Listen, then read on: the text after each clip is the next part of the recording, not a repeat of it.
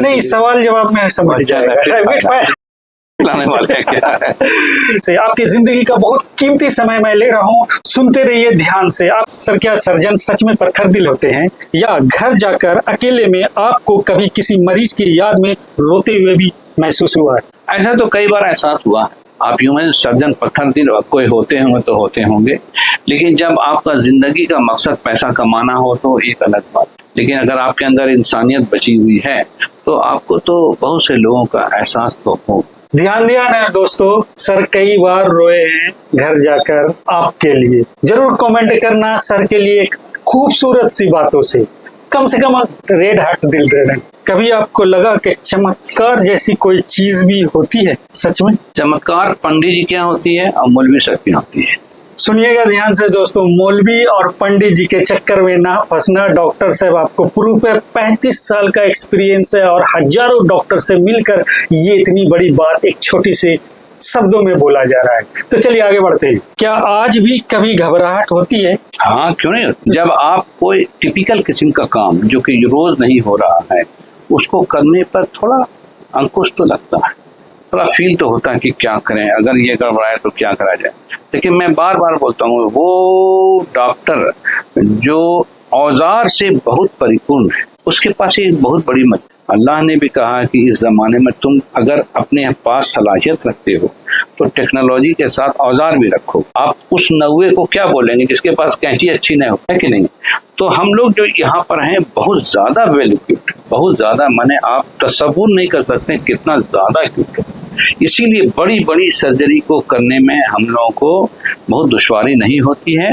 लेकिन यह है कि मतलब कॉम्प्लिकेशन को माइंड में रखते हुए काम करते हैं, तो कॉम्प्लिकेशन अगर अराइज किया भी तो उसका समाधान है, उसके औजार है। कई बार आप सर्जरी के दौरान 5-6 घंटा 7 घंटा तक चलती है सर्जरी। इतनी लंबी देर तक लगातार फोकस और एनर्जी बनाए रखने का क्या राज है सर? देखिए, शुरू में 5 घंटा लगता था जी, लेकिन अब रिस्ट इम्प्लांटेशन सर्जरी ये सब में 2.5 घंटा 3 घंटा बहुत होता है। ठीक है, एनर्जी ये कि बीच बीच में चॉकलेट खाने की जरूरत होती है, माइंड तो थोड़ा सा मतलब बहुत ज्यादा कंसंट्रेशन की जरूरत पड़ती है। और मैं बताऊं ये बात को कि वो ऑपरेशन थिएटर का ये डिसिप्लिन है कि वहाँ जो है आकाशवाणी नहीं चालू होता है। आमतौर से जो शहर के जितने भी बेहोशी के डॉक्टर हैं वो आकाशवाणी रेडियो होते हैं और ऑपरेशन कराते हुए पूरे शहर के सब डॉक्टरों का खैर खबर अपना सुनाते रहते हैं। तो ये बहुत बड़ा डिस्ट्रैक्शन है। तो ऑपरेशन थिएटर में कोई इस तरह का इम्पोर्टेंट वर्क हो रहा तो शांति का मतलब शांति, पिन ड्रॉप का मतलब पिन ड्रॉप। तो ये चीज मेंटेन करते हैं, इससे डिस्ट्रैक्शन नहीं होता है और आप कंफर्टेबली काम कर। सर एक सवाल हो गया पीछे और आगे एक मिलाकर मुझसे निकल गया है कि आप जब ऑपरेशन थिएटर में जाते हैं तो उसमें शांति बनाए रखते हैं, जबकि हम देख रहे हैं कि लगभग 50-100 काम पीछे आप मैनेज कर रहे हैं।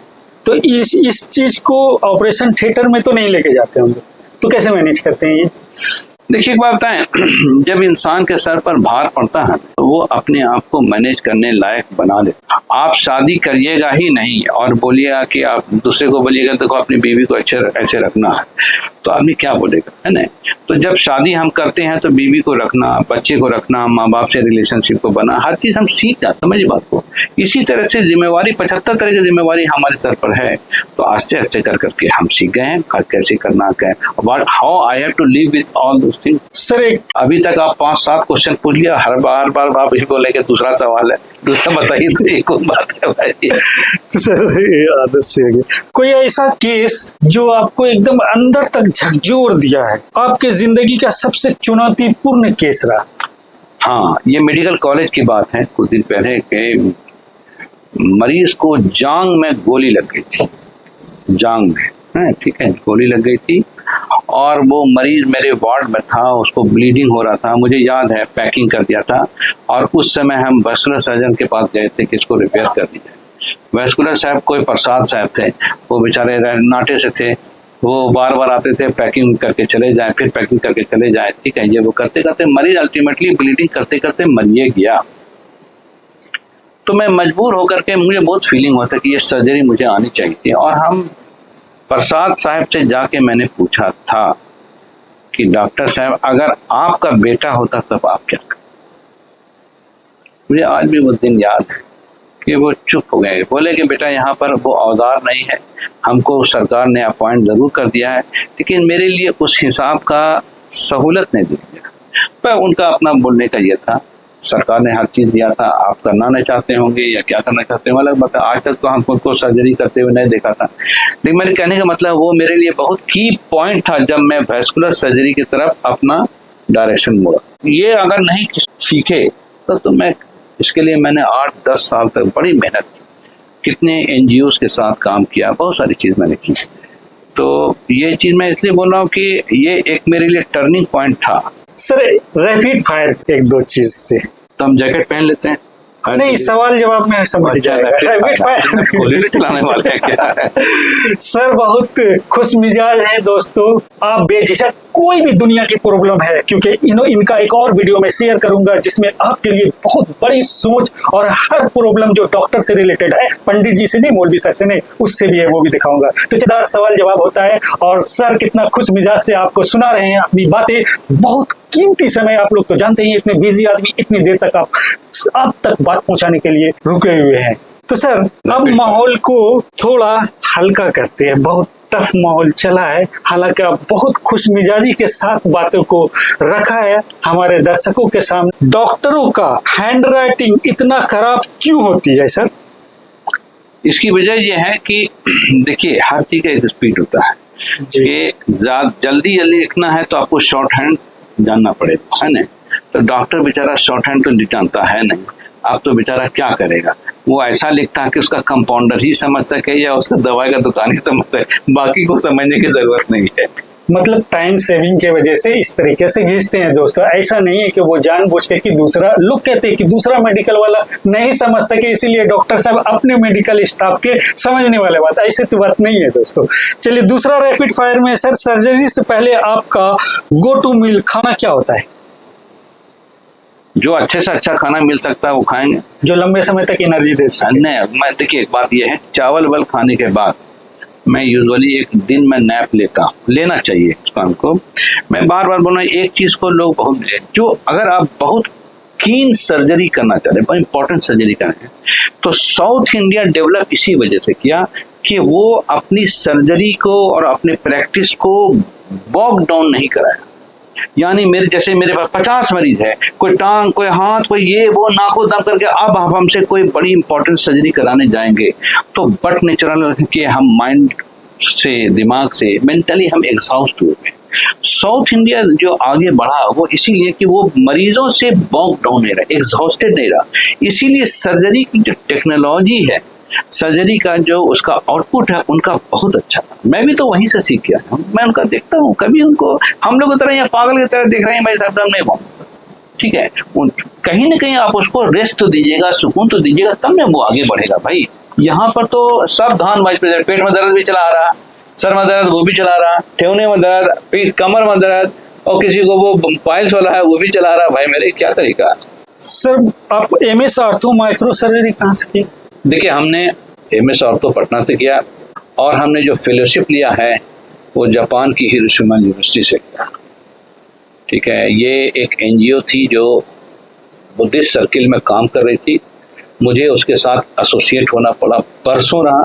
और उनके जो रूहे रवा थे प्रोफेसर सुगे, उन्होंने बाकायदा हमको सर्टिफिकेशन दिया, कायदे से सारी चीज़ को कराई और 1-2 साल नहीं 8 साल तक, 8 साल तक इतनी आसानी से कोई सर्टिफिकेट नहीं देगा मेरे बाबू, समझिए। मतलब हिरोशिमा में आप जी नहीं, हिरोशिमा में तो कम दिन, यहाँ अपने साथ रहे, वो तो रिकमेंडेशन ऐसे थोड़े होता है।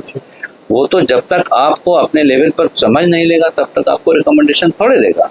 तो उसने दिया, तो मुझे कम दिन के लिए ही जाना पड़ा, लेकिन भाई साहब हमको तो यहाँ उसने अपने अंडर में रख करके सारा, क्योंकि बहुत हायर अथॉरिटी थे, तो बहुत हायर अथॉरिटी को तो ये ऑथराइजेशन होता है कि वो क्या करा दे, क्या नहीं करा दे, बैठे बैठे क्या करा दे, बहुत सी चीज़ होती है। तो कराया, लेकिन समय तो लिया, 8 साल ले लिया। चाय या कॉफी सर क्या पसंद करते हैं? हम सब चाय कॉफी सब चीज पसंद करते हैं, सब चीज पसंद करते हैं। आपके आसानी के लिए सर आसानी करके बोले हैं, अगर सर्जन नहीं होते तो आज क्या होते? सर्जन अगर हम नहीं होते तो बेहतरीन में डिजाइनर होता, इंजीनियरिंग का डिजाइनर। डिजाइनर तो बहुत चीज का, पूरी चीज डिजाइन बेस्ड है। आप तो यकीन नहीं कीजिएगा, मैं बताऊं, मैं इंजीनियरिंग मैंने नहीं किया, लेकिन मैं बेहतरीन इलेक्ट्रिकल इंजीनियरिंग का मास्टर हूँ। मास्टर अपने मुंह से बोलता हूँ।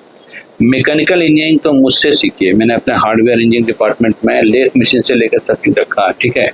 उसके बाद मैं इस समय ऑटोमेशन पर काम कर रहा हूँ। ऑटोमेशन आपको छूने नहीं होगा, आप कमरे में घुसे लाइट जल गया, कमरे से बाहर निकले लाइट ऑफ हो गया, आप मर गए लाइट ऑफ हो गया, ठीक है। जी गए अगर उठ के बैठ गए तो भाई लाइट ऑन हो गया, ठीक है। तो ऑटोमेशन पर काम कर रहा हूँ।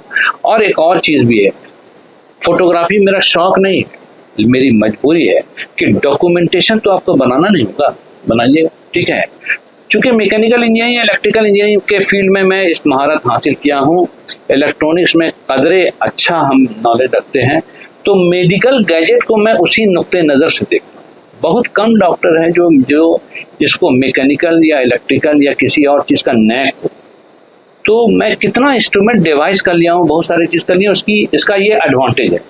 तो मैं यही बात बोल रहा हूँ कि इस वक्त जो ट्रेंडिंग नहीं है, जो मैं अपने दर्शकों को बताना चाहूँगा कि अगर आप मैकेनिकल इंजीनियर हैं और अगर आप इलेक्ट्रिकल इंजीनियर हैं, तो ये बात, ये शेर याद रखिए, मिटा दे अपनी हस्ती को गर मर्तबा चाहे कि दाना खाक में मिलो गुलो गुलजार होता है।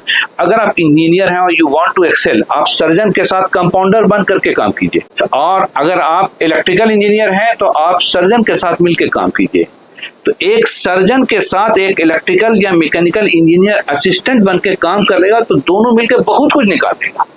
यहाँ पर क्या है, बीए फेल या बीए पास वो आदमी असिस्टेंट बन के काम करेगा तो क्या डेवलप करेगा। मैं आपको एग्जांपल और दे रहा हूँ कि मेरे यूट्यूब में चले जाइए, लाखों लाख लोग हैं जो उसको देख रहे हैं, सब कुछ अपनी जगह पर बात है। लेकिन हकीकत में क्या है कि यहाँ पर भी मेरे ऑपरेशन का या किसी ऑपरेशन का वीडियोग्राफी अगर करानी हो तो शादी का वीडियोग्राफी जो कर रहा है वही आवेगा करने के लिए। तो समझिए रहे हैं, शादी में लड़का मुंह झाँक रहा है, लड़की झाँक रही है, उसी का ना वीडियो जानता है।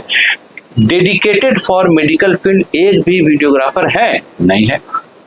तो अगर वाकई डेडिकेटेड वीडियोग्राफर बनना है, फॉर सर्जिकल केसेस बनना है, तो जाके साउथ इंडिया में चले। एक एक अस्पताल अपना डेडिकेटेड फोटोग्राफर वीडियोग्राफर रखे हुआ भाई साहब, जो वही काम में डेडिकेटेड, कोई काम नहीं, शादी ब्याह कहीं नहीं जाता, तब ने वहां से वीडियो निकल के आती है बेहतरीन। लगता कि कोई सर्जन वीडियोग्राफी कर रहा, नहीं भाई साहब, वो तो उसी के ट्रेंड गया। यानी इस वक्त मेडिकल फील्ड में इतनी ज्यादा अपॉर्चुनिटी है कि बताने लायक नहीं है। लेकिन यहाँ जैसे हम ब्लू चश्मा लगाए तो हर चीज ब्लू दिखाई पड़ने लगा। अरे भाई आंख खोल के पूछिए तो देखिए तो दुनिया क्या। सर, आम जनता के लिए कुछ सलाह, जैसे कि आजकल लोग छोटी मोटी बीमारी के लिए भी गूगल की मदद लेते हैं और खुद डॉक्टर बन जाते हैं, इस पर आप क्या कहेंगे? मैं इसको सही मानता हूँ कि जब डॉक्टर के पास परामर्श करना महंगा हो जाता तो वो बेचारा मजबूरी में क्या करे। दूसरे पर्सपेक्टिव में देखा जाए कि आखिर जब आप डॉक्टर के पास दिखाने, डॉक्टर अपना दिमाग लगाने के बजाय आते के साथ मर जाए, ये जांच कराइए, जांच कराइए, जांच कराइए। जब आप इतना खर्चा कराइए दिया तो इंसान को अल्लाह ने अकल दी है, तो वो मॉडर्न टेक्नोलॉजी का इस्तेमाल करने के आज़ाद है, तो क्यों नहीं करेगा? Why he should do. मतलब छोटी मोटी बीमारी के लिए गूगल से सहायता ले सकते हैं। बिल्कुल, वो तो जानकार होना चाहिए। कोई ऐसी बात या लाइफ स्टाइल टिप्स जो आप चाहते हैं कि हर इंसान सुधारे ताकि उसे कभी सर्जन के पास ना आना पड़े? ये तो मुमकिन नहीं कि सर्जन के पास नहीं आना पड़े, ये अलग बात है, लेकिन मैं जरूर बोलूंगा अपने कैरियर से संबंधित आप काउंसलिंग जरूर कराइए कैरियर से अपने। क्योंकि मैं बार बार बोल रहा हूँ, इस वक्त आप देखते होंगे कि लोग सब MBBS के कोर्स में जाने के लिए परेशान, जैसे वहाँ फूल जड़ रहा। भाई साहब वो बहुत बड़ी मुसीबत है। मैं क्यों बोल रहा हूँ उसकी वजह कि MBBS यानी मेडिकल प्रैक्टिस से अलाइड सब्जेक्ट इतने ज्यादा हैं और एकदम वैकेंट है, जैसे test tube baby, digital counselling, medical transcription, जैसे वीडियो कंसल्टेशन।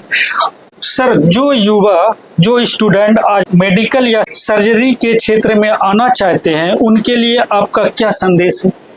देखिए, मैं उनको रोक तो नहीं सकता हूँ, लेकिन मैं बार बार बोल रहा हूँ कि उन्हें ये बात समझना चाहिए कि वो किसी लायक उसी वक्त बन सकते हैं जब वो ग्रेजुएशन और पोस्ट ग्रेजुएशन करते हैं, जिसमें कि लगभग 13 साल की अवधि लगती है।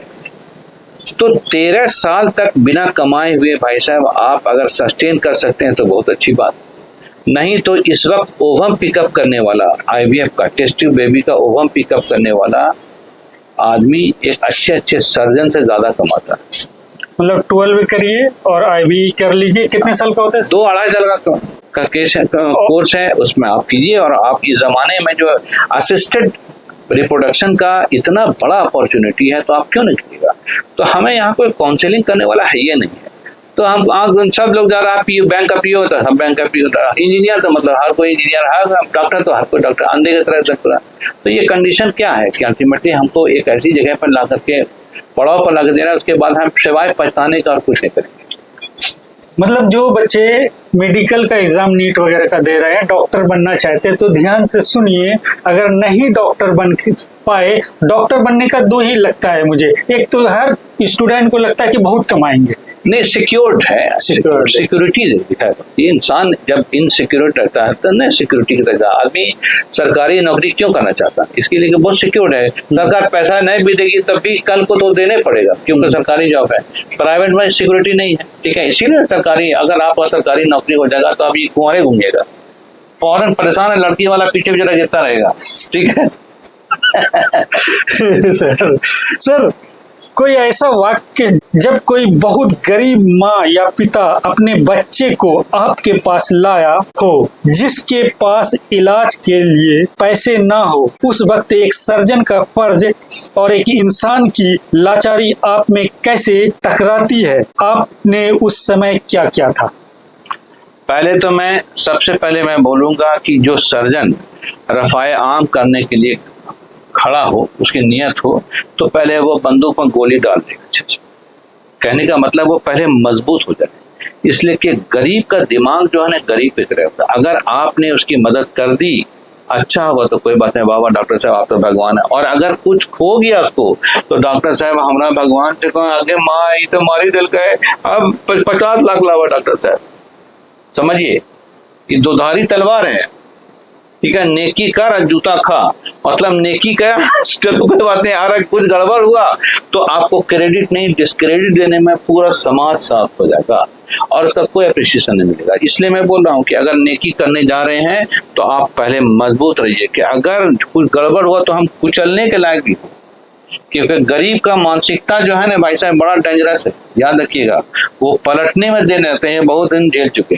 तो हम इतने इनोसेंट नहीं है कि आए हो तो मुफ्ते में कर देना। भाई साहब अभी गरीबी का नाम ले रहा, पाँव पकड़ रहा है, जैसे कुछ होगा तो बाप रे बाप, देखिए बाहर का बोली उसका।